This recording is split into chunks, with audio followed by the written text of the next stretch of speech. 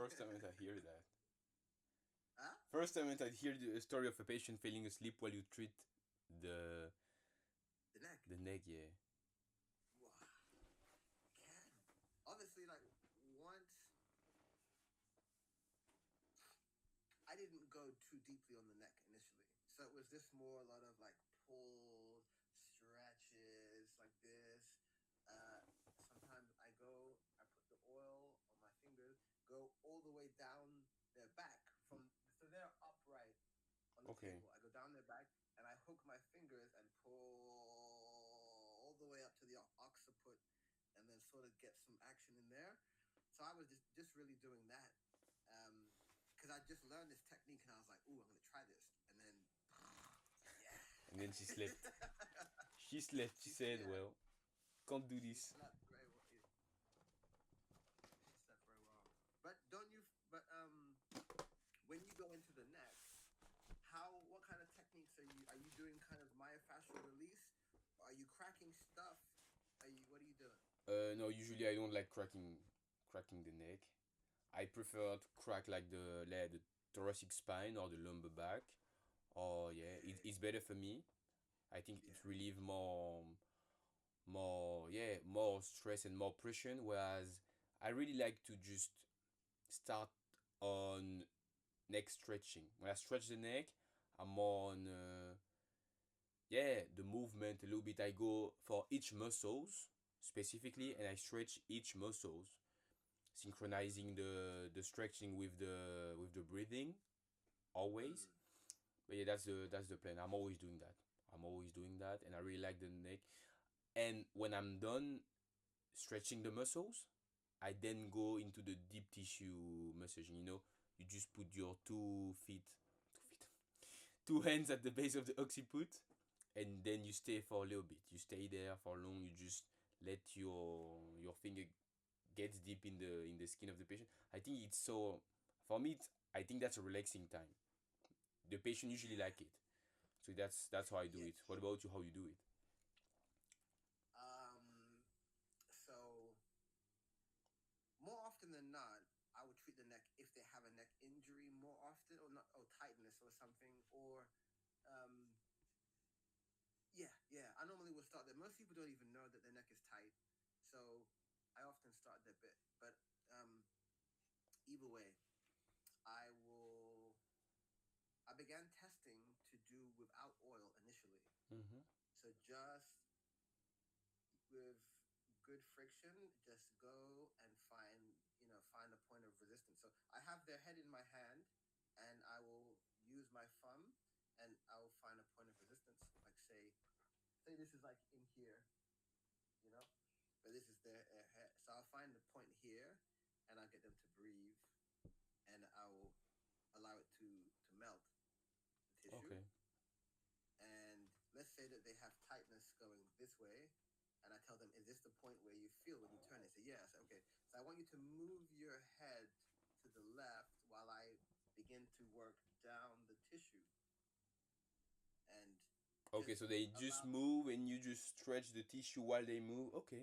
work down. Yeah, but I don't go any I don't go at any speed that the tissue doesn't allow me to. So as it opens, I go with the tissue, and then it elongates that muscle kind of constriction. And so I'll do a few of those through the different muscle groups, go down the SEM as well, because I know that this one can be quite stuck for some people. So I do a lot of those, a lot of movement, and I get them to be active. So I'm like, okay, I'm going to hold you here in this point of your neck. I want you to move in the location where it's the most stuck. So maybe okay, and hold and come back and get them to increase the range over time. And by the time they moan and groan, and it's sort of, okay, we're going to the relaxation part, they're like done. Yeah. They're finished. They're finished. Okay. So a bit more. Yeah, I stretch. I use some evasive techniques. I use the breathing. I use a lot of myofascial techniques. Okay. What would you say is the most frequent injury that you came across? Um, I would say like upper back and neck. I wouldn't say they're not really more injuries. They're just more like bad postural habits. Yeah. I'd say they're more this. In regards to injuries, it would be people with hamstring issues, Mm-hmm. pulling hamstring. Um, yeah, lower back. Lower back is, I'm sure for you, is very popular. Lower back injury. Yeah. The thing is, I work with a lot of workers that just come from different background, and a lot of Yeah, people are not caring about in which posture am I when I'm just lifting heavy weight, you know. But when you're 20, it's all right. 20, 25, 30, 35. But at some point, the back is giving up a little bit. So yeah, I've had a few of them just yeah, a few of them tear getting up their injured shit. for not caring enough. But yeah, now they know better. Now they know better. What can you do? What can you say? mm, yeah. So that, yeah, and people. Ooh, I've had a lot of people who don't know how to fire their glutes. Okay, So they might have, good muscle tone and whatnot, but they don't know how to make it work. So then everything comes from their back, and they don't know that is this. right. That's right. But like, I see this. how do you learn to someone? How do you teach to someone how to fire the glutes?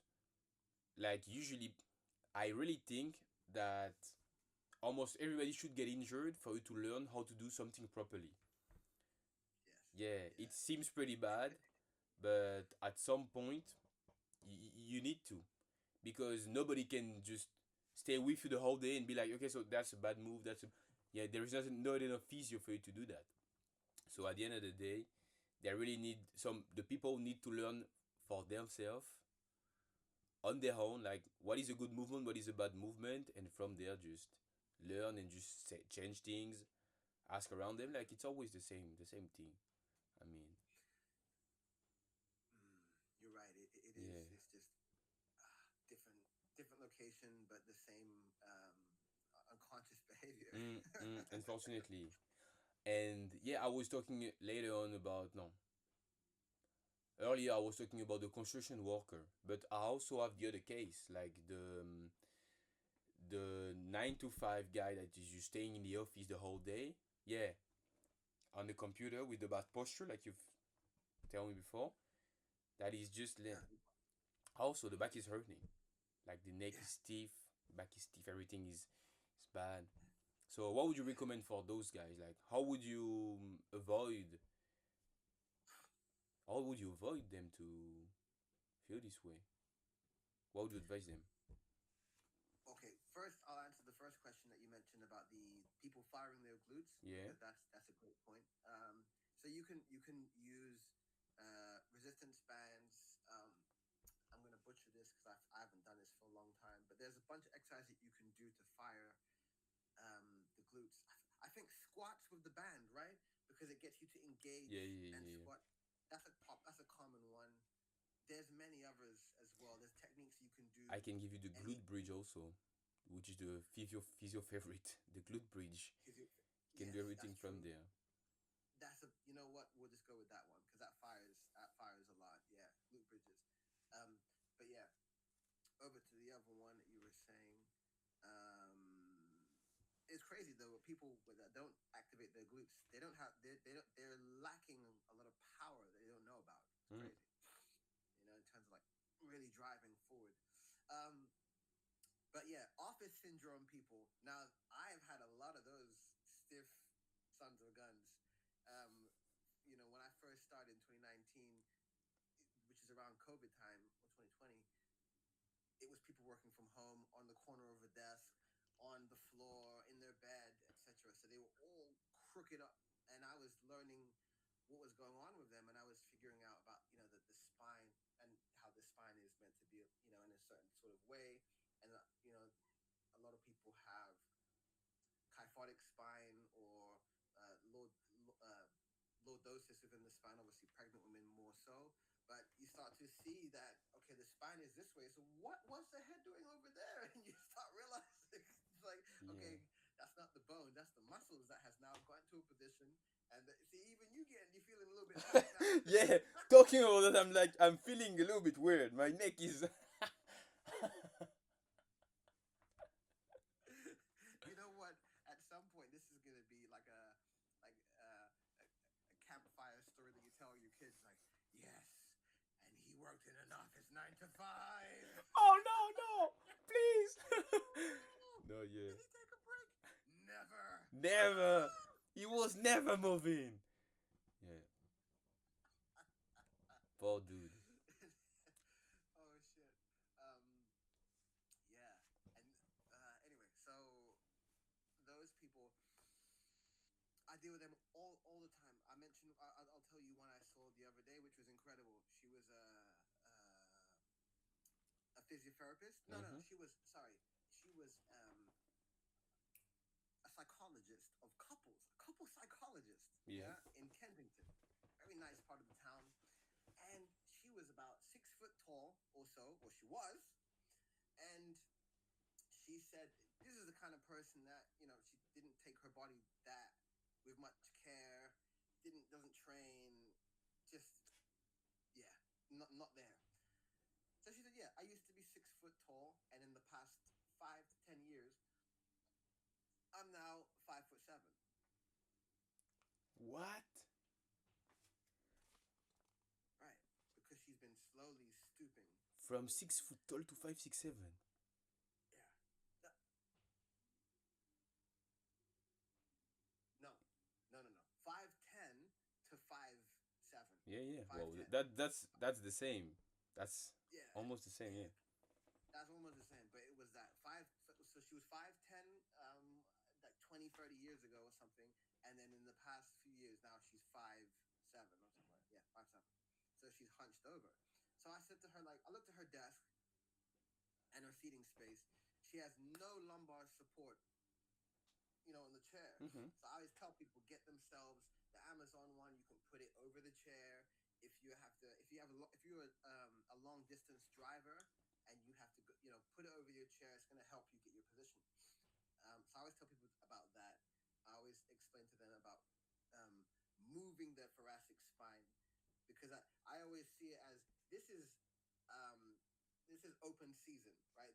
This whole thoracic spine can almost, in a sense, just be left cold, and we overwork our cervical spine and the lumbar spine, and this is where most surgeries happen. Am I wrong? Yeah. And this is because this open space is not utilized, it's not used enough. Yeah, and this is what we should be enabling all the other ones and supporting them.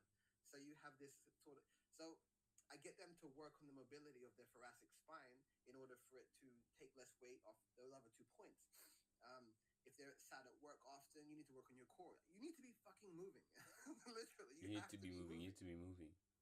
You have to be moving. So I explain to them stretches that they can do on the wall, on the chair, that they can do in the office, these kind of things, and it has been really successful. Yeah. Yeah. I would say that for me the most important, like if you had to do, if you had to work on two muscles group for the rest Mm. of your life, for me, might be the glutes and the lumbar spine. You know, the muscle that turns around your, like, for me the abs are good for the beach, but apart from that, like most Mm. people, even if you don't see them abs, the abs are strong enough for to support them. Mm.